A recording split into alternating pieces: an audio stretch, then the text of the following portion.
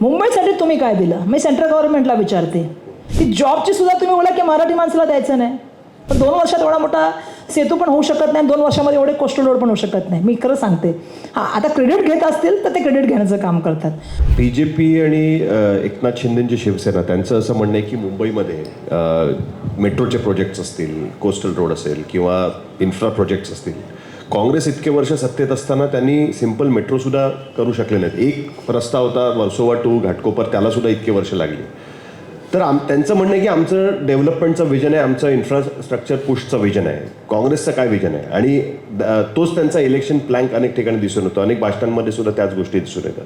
How will you counter that? तुम्ही कसं ते काउंटर? असं आहे, मी काउंटर असं करेन त्याला की त्यांची सत्ता किती होती 2014 पासून ते आतापर्यंत 19 पर्यंत. 19 पासून तर मला वाटतं 21 पर्यंत पुन्हा आम्ही महाविकास आघाडीमध्ये होतो.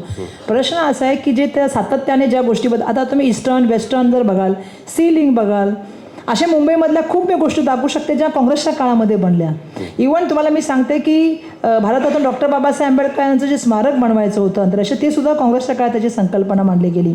मधल्या काळामध्ये महाविकास आघाडीमध्ये मंत्री असताना जे आता मुख्यमंत्री ते पण आमच्या कमिटीमध्ये होते आणि आम्ही त्या ठिकाणी जे आहे ते आम्ही दिल्लीला गेलो, गाझियाबादला गेलो स्टॅच्यू बघण्यासाठी.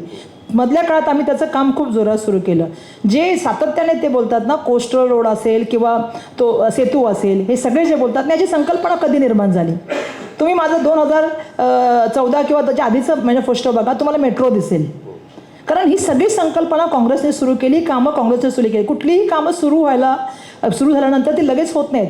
जे एकनाथ शिंदे साहेब मला वाटतं आता किती वर्ष मुख्यमंत्री आहे? 2 वर्ष. 2 वर्षात एवढा मोठा सेतू पण होऊ शकत नाही, 2 वर्षामध्ये एवढे कोस्टल रोड पण होऊ शकत नाही. मी खरं सांगते. हां, आता क्रेडिट घेत असतील तर ते क्रेडिट घेण्याचं काम करतात. प्रश्न असा आहे की ते सुद्धा आमच्या महाविकास आघाडीमध्ये मंत्री होते. मी सतत त्यांना प्रश्न विचारला. म्हणजे त्यांनी सुद्धा त्यावेळेला बोललं पाहिजे होतं ना, म्हणजे काही गोष्टी.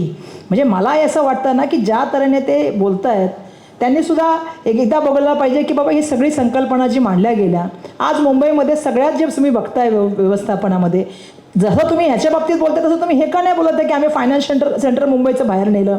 तुम्ही ह्याचं का नाही बोलत आहे की अहमदाबादला गेला, गिफ्ट सिटीमध्ये? नाही, मी ते अहमदाबादला गेलं. तुमचं ज्वेलरी मार्केट, ते तुमचं ज्वेलरचं मार्केट तुमचं नेलं. तुमची बुलेट ट्रेन आली तर आता 70% पैसा आम्ही देतोय, ज्यामुळे आपल्याला किती येते तुम्हाला माहिती आहे. मधल्या काळामध्ये ते फिल्मफेअरचं अवॉर्डचं तुम्ही कुठं नेलं? सुरतला नेलं. तुम्ही त्यानंतर जे बघितलं, तुम्ही आता मध्ये मॅच होती, ती मॅच तुम्ही तिकडे नेली. म्हणजे महाराष्ट्रामधले, आणि काल परवा एक मी बघितलं की एक जॉबची आली होती, ती जॉबची सुद्धा तुम्ही बोला की मराठी माणसाला द्यायचं नाही. म्हणजे मला एक प्रश्न आहे की मुंबईची अस्मिता तुम्ही जपण्याचं काम काय केलं?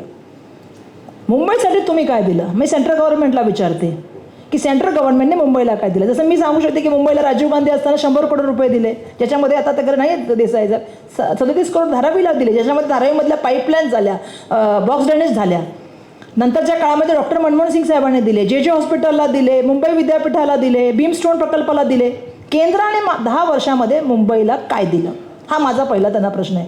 ज्या गोष्टीचे ते क्रेडिट घेतात त्याची संकल्पना कोणी केली, त्याची सुरुवात कोणी केली? विलासरावांच्या काळामध्ये त्या सागरी सेतूच्या, त्या कुठला तो सेतू आपला नावाशेवाचा, तो नाही अटल सेतूची मी बोलते, ती संकल्पना विलासरावांच्या काळात सुरू झाली. कोस्टल रोडची सुरुवात कोणी केली? पृथ्वीराज चव्हाण बाबांनी केली. कारण आपल्याला पण माहिती आहे की त्यावेळेला ही अशी परिस्थिती होती की असं म्हटलं की आपण सी लिंक पुढे न्यायचा का, तर त्यावेळी त्यांनी संकल्पना मांडली की त्यापेक्षा आपण कोस्टल रोड केला तर त्याचा हे राहील. त्यामुळे ह्या सगळ्या सुरुवात काँग्रेसच्या काळामध्ये झाल्या. मधल्या काळामध्ये महाविकास आघाडीचं त्या ठिकाणी सरकार होतं. त्यामुळे मला पूर्ण खात्री आहे की या काळात पण काम झालं ना, असं नाही की काम नाही झालं. पण त्यांना ते बोलायची सवय, आणि मी तर बघितलं की या कोस्टल रोडचं उद्घाटन झालं आणि दुसऱ्या तिसऱ्या दिवशी मी आले तर कोस्टल रोड बंद होता. ही पण परिस्थिती होती ना. तो अर्धा उघडला आता. हो, नंतर नाही, मध्ये 2 दिवस बंद होता, अर्धा मधलाच बंद होता. मी जबाबदारीने बोलते. असं नाही, म्हणजे घाई करायच्या गोष्टी करण्यापेक्षा, फक्त ते इलेक्शन आलं म्हणून फटाफट करण्यापेक्षा जी लोकांना खरंच गरज आहे, आज मुंबईकरांना ज्या गरज आहेत ना, त्या गरजांबद्दल बोललं गेलं पाहिजे.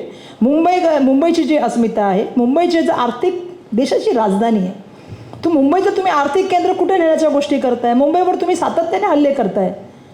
म्हणजे आता तुम्ही नोकऱ्यामध्ये बोलणार, याच्यामध्ये बोलणार, ही बरोबर नाही. काल परवा ती नीटची परीक्षा झाली. काय झालं नीटच्या परीक्षेमध्ये? म्हणजे कुठल्याही आता मधल्या काळातल्या परीक्षा झाल्या त्या योग्य तऱ्हेने होत नाहीत. मग मुलं बिचारी अभ्यास करतात आणि तुम्ही पॅरेंट्स म्हणून पण विचार केला तर तुम्हाला कळेल की त्या मुलांना किती स्ट्रेस येतं. त्यामुळे मला अपेक्षा ही आहे या काळामध्ये की खरं तर सेंट्रल गव्हर्नमेंटमध्ये त्यांनी 10 वर्षापूर्वी जे आहे ना ते खूप प्रॉमिसेस केले होते. म्हणजे मी त्यांना सातत्याने हा प्रश्न विचारते की आता इंदिरा गांधी, महात्मा गांधी, पंडित जवाहरलाल नेहरू आता बंद झाला पाहिजे, त्यांच्याबद्दल बोलणं. आता तुम्ही मुद्द्यावर बोललं पाहिजे. 2014ला तुम्ही कुठले मुद्दे घेऊन आला होतात? तुम्ही सांगितलं होतं 15 लाख देणार, महागाई कमी करणार, बेरोजगारी कमी करणार, 1च्या बदल्यामध्ये 10 स्तर आणणार, लाल आखे दाखवणार, काळं धन आणणार.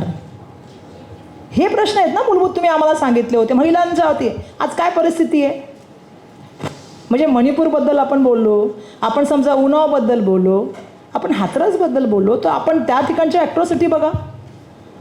म्हणजे ह्या देशामध्ये पहिल्यांदा मी असं बघते की अशा तऱ्हेने एक वागणूक चालली आहे की आम्ही आता एवढे येणार. अरे पब्लिकला तुम्ही गृहीत धरू नका. या जनतेने तुम्हाला निवडून दिलं, या गोष्टींसाठी निवडून दिलं होतं. यासाठी नव्हतं दिलं की तुम्ही एअरपोर्ट पळवाल, तुम्ही रेल्वे पळवाल, तुम्ही बँका न्याल, तुम्ही LIC न्याल. तुम्ही पूर्ण पब्लिक सेक्टर प्रायव्हेट सेक्टर करायला लागलाय. म्हणजे याच्या तरी जनतेने पण हा विचार म्हणजे आता जनता विचार करत असेल ना या गोष्टींचा.